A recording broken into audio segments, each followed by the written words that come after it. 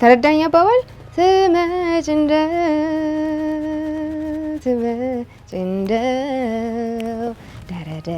እንደዚህ አይነት ነገር እንደዚህ አይነት ፊሊንግ ብትሰጠኝ ይጋባብኛል የተሻለ ማለት ነው።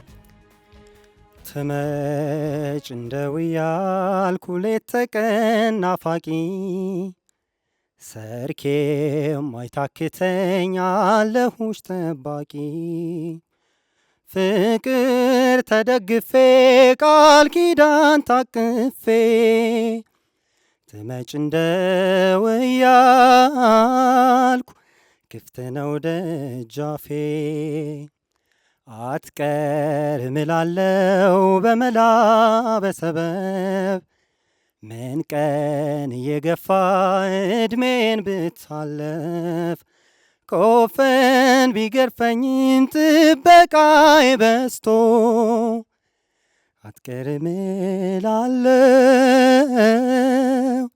አላጎደልኩ ከቶ ትመጭ እንደው አለሁኔ ሳላጎል በፍቅር እንዳለው ትመጭ